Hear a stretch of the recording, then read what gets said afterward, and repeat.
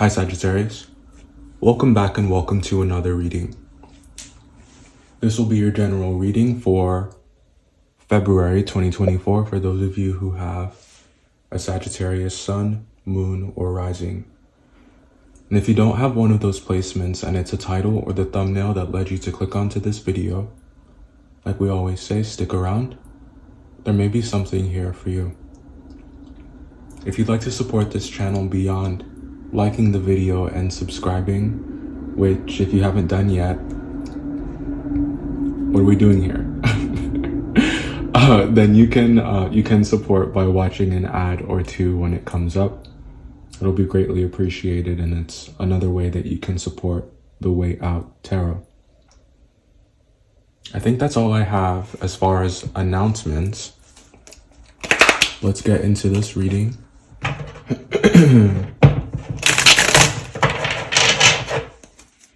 The titles this season have only been about 1 to 2 words long, so they're not super descriptive, and I'm curious to see what the title's going to be for this one.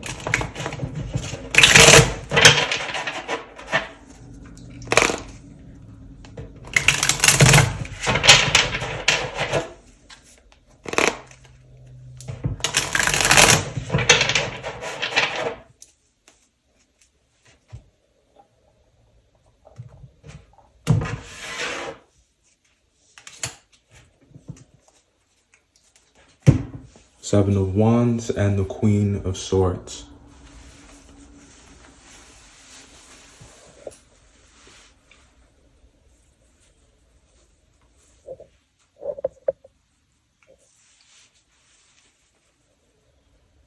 This to me looks like someone who's very vocal.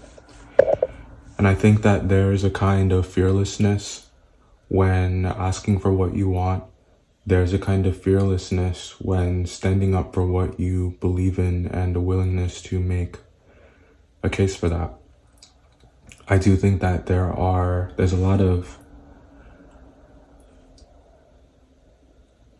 other opinions or other ideas out there, a lot of input. And I think that you're doing a beautiful job at sorting through those. It's like you know exactly what to do with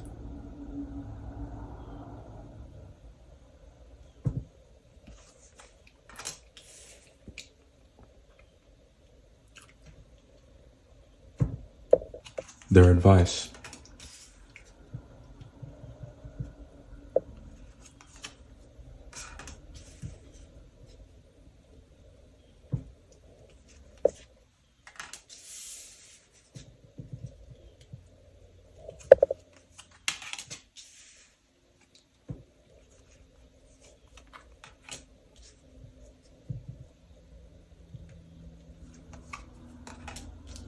We spoke about this in the last video that I did for you, and I'm going to mention it again because it's coming up again.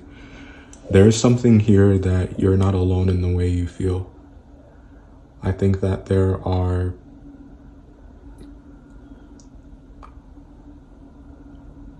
all right. I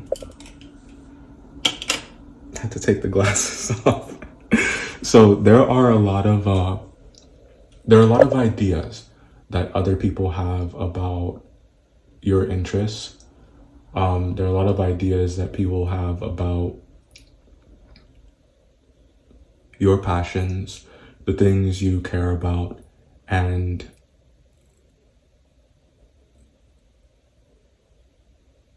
it's best not to let them affect you. And I think that you know that. And I think that it's not affecting you. And there's someone here who you're not alone in how you feel. And I don't know why it was so hard for me to get that out just then, but that's what I was talking about when I said that we spoke about it in the last video. The energy is coming up again where you're not alone in how you feel. And if you're feeling isolated, if you're feeling like your feelings won't be reciprocated or understood, then I just want you to know that they would be understood, and someone does see you, someone does appreciate you and what you what you want, what you're seeking, it wants to be given to you.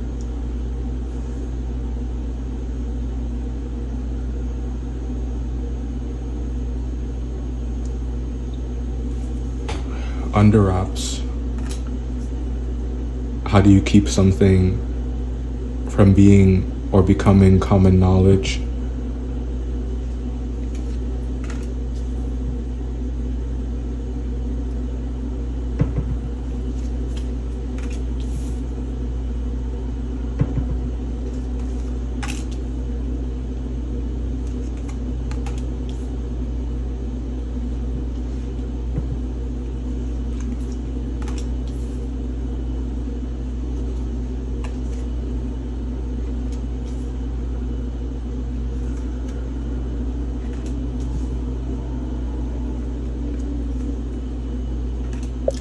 Well, lying about it is not the answer.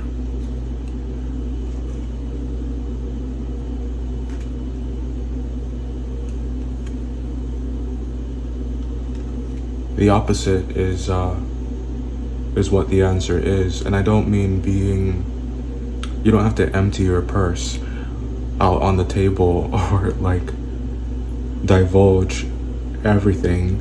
I just think that there are many different ways that one can live their truth. There are many different ways that one can be authentic and be true to themselves, and it doesn't always look like disclosure.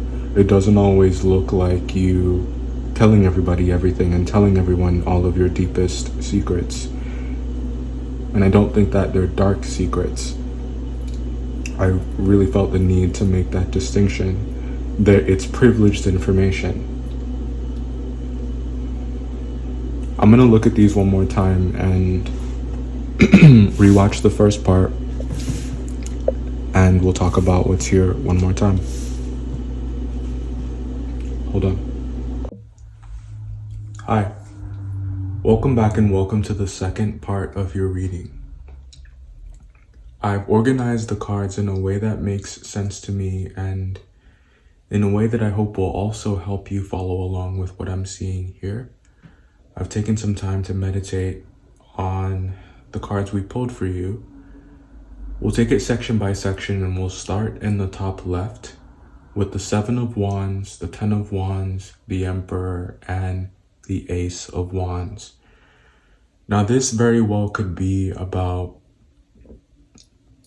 an intense physical attraction that you have to someone, but it isn't always about the physical attraction for you. I think it's also about an intellectual attraction that you have. For you, you really need to be able to talk to someone. You really need to be able to communicate with them, and they need to give back. They need to also contribute. So when you come across someone, when you cross paths with someone who has the ability to keep up, it's very sexy. And these first 4 cards, like, it's very much giving big dick energy. Either this is you or this is them. But there's a lot of respect that's involved, and it's nice. It's real nice. It's refreshing is the way that it's coming off. I think that this is someone who has a lot of wisdom and know-how to impart.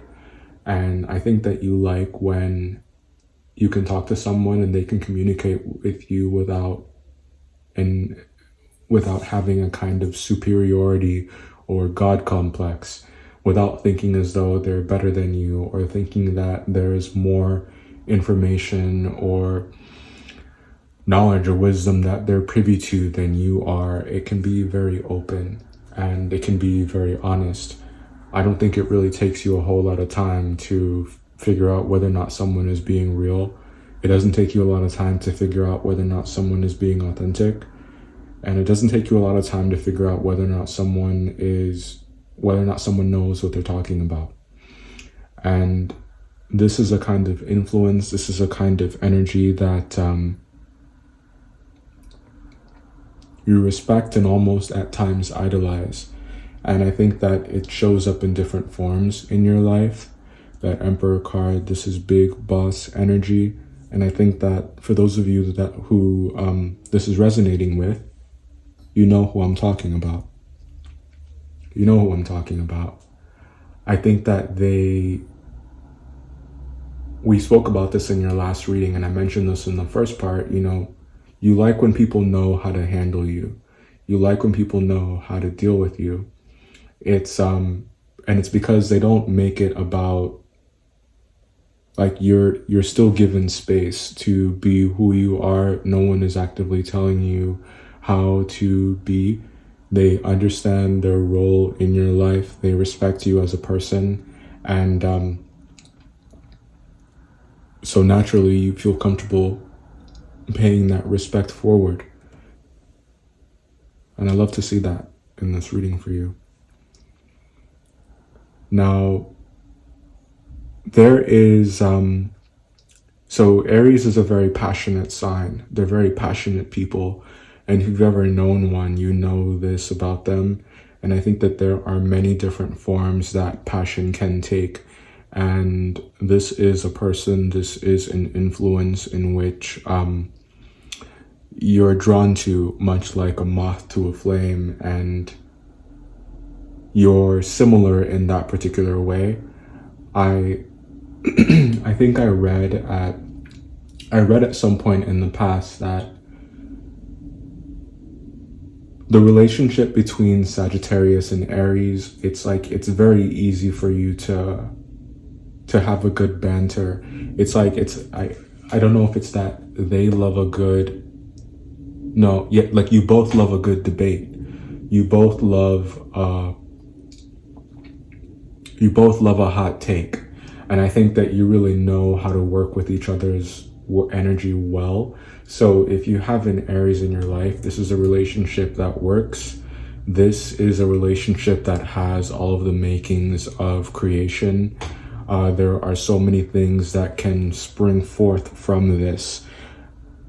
But there's also so many things that it already has. I kind of like the idea of 7 of Wands, 10 of Wands, this kind of completion and this kind of full package that's coming here. And even though there's a full package, there's still also an opportunity for something new to be created from it. So many beautiful things that can appear just out of thin air as a result of that understanding that you have with each other. So you make a good team, is what I'm trying to say. Hierophant and the Death card. This is an interesting energy to unpack. And what comes to mind when I look at these two cards, after everything we just said about how easy a dynamic could be and about how smooth it can be and how seamless it can be, when you have an understanding with someone, there's not a whole lot of explaining that needs to be done. So I think the best way to keep this going, or to capitalize on, if you're looking for ways to make this better, if you're looking for ways to build on it, I don't think that you should fixate or overthink or even think as though you need to explain, really, because you're talking to a fire sign. I almost said tire sign. I don't even really know what that means, but hey, maybe you need to check your tires. But you're talking to another fire sign, so you're talking to a brother. You're talking to someone who they're made of the same or similar components. So I think that things that might be exhausting for you to explain to other people, you don't necessarily need to explain to someone who is a part of the same tribe. So these two cards, the Hierophant and the Death card, for me are about those things that you have in common that you don't need to exaggerate or fixate on, that you can have faith that even during periods of silence, even during periods where you're not going out of your way to explain yourself or explain your position, you are speaking with, dealing with, working with someone who understands, who has a knack for picking up on nonverbal cues. That's also what I'm getting about both of these cards. Can be about nonverbal cues between the both of you. And yeah, it's intriguing, it's endearing, it's exciting. There's also something here about an adrenaline rush, about the heart racing, and about when you're really into someone and you're just really interested in what they have to say. That's what it looks like. That's what it feels like when you're not listening to them and just waiting for a chance to say something or respond. You're really listening and tuning in because you want to contribute and you want to build on that spark. You want to build on that thing that you have with them. King of Cups, the Hermit, and the 10 of Pentacles. So I do think that this is about respecting your space or having a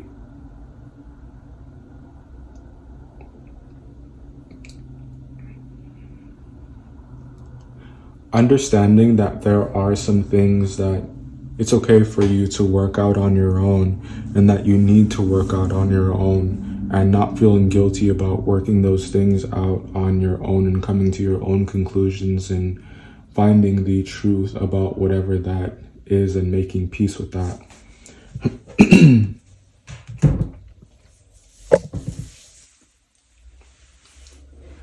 You are mutable fire, but I do think that you have a appreciation for people who can match your mutability and your ability to think outside the box and be really resourceful, but do so in a grounded way.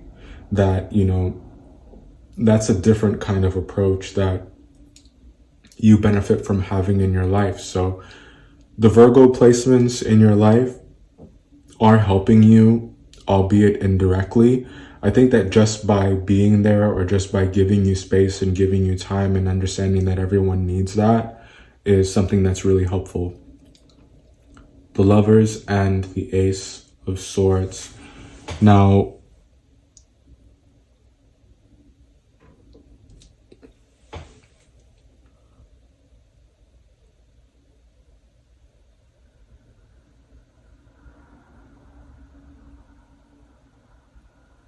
the truth is the same in every language, is what I'm being called to say, whatever that means to you, if it means anything at all. And this is bringing me to what we spoke about in the first part about lying not really being the answer or the solution, that you can be open and you can be honest about the things you desire, but there's a way to do everything.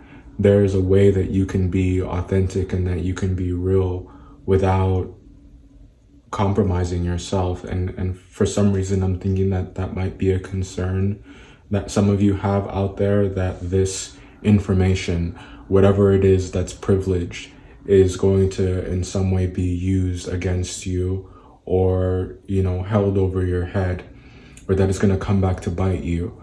But as we said, vulnerability and authenticity doesn't have to look like you disclosing every little detail about your life. I think that by you just being honest with yourself about the people you want to be around or spend time with or take an interest in, or, being brave enough to have your interests and have your passions and participate in those without fear or worry about how you'll be perceived by other people. This is another way that, that authenticity can be practiced, because you're not doing anything wrong. And I can't stress that enough. I don't get that there's anything really wrong that's happening here. I just think that there may be some concern about how your interests may be perceived, and I want you to let that go. I want you to know that it is okay I want you to know that you are not going to lose any respect or lose any kind of acclaim, or that your reputation isn't going to take any hits by you just allowing yourself to have the things that you want, because the things you want aren't necessarily bad in nature, and you don't lose anything by exploring them. And I feel like maybe some of you listening to this right now are thinking that there's maybe something I don't understand about it, or that there's more to unpack there, or additional variables to consider, or there's another layer of complexity with it that makes the decision not so easy to make.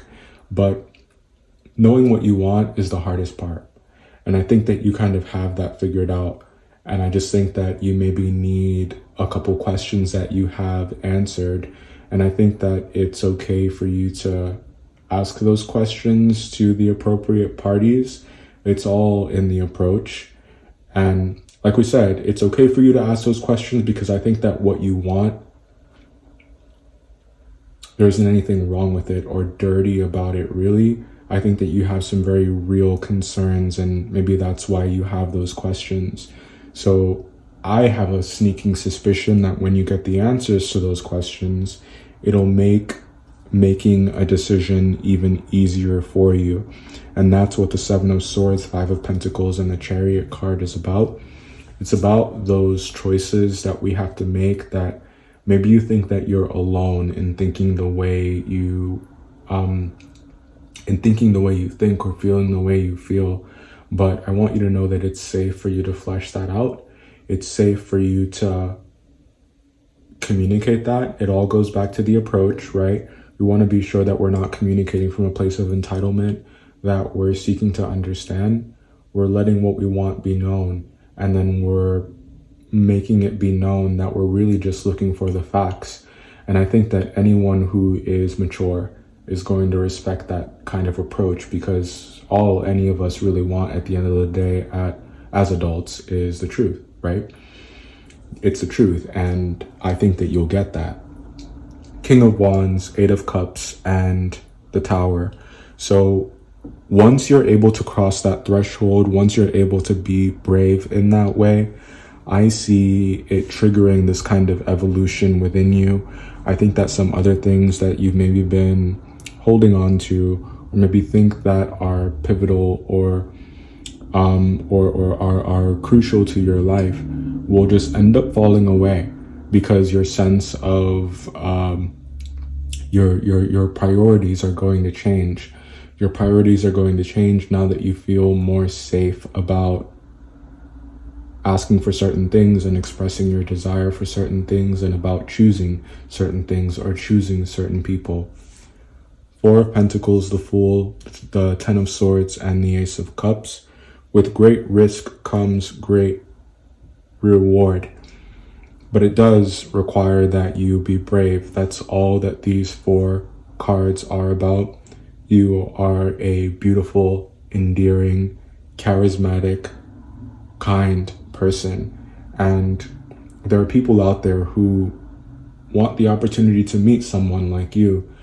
They just don't know that someone like you exists. So when you don't open yourself up to the world, or you don't allow the world to see this part of you, you deny them of that opportunity, and you deny yourself the opportunity of being loved and accepted as loved and accepted for who you are, truly. You know, being authentic and being who you are is not something that's foreign to you. This isn't something that you're not used to doing, or that you're incapable of doing. I just think that life presents you with a myriad of opportunities to continue to show up in authenticity, to continue to show up as your honest and true self. And for whatever this thing is that you want next in life, it's requiring you to be your authentic self, and to be brave, and to show up in a different way. So this reading is about being open to that, and getting used to that, and being willing.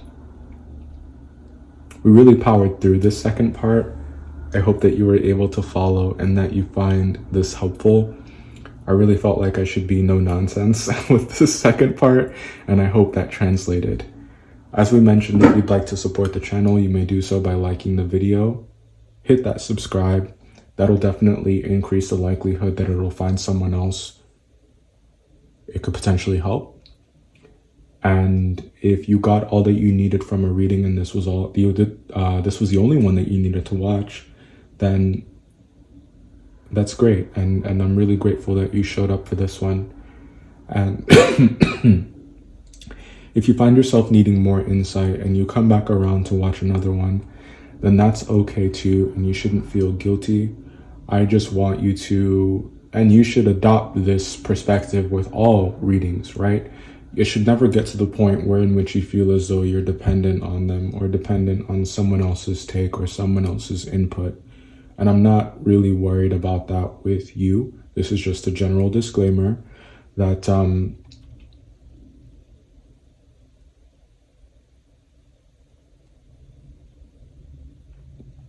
you always have the final say about what ideas you adopt, about what you choose to implement, and about what you choose to try. Again, I hope you found this helpful, and I'll see you in the next one. Goodbye.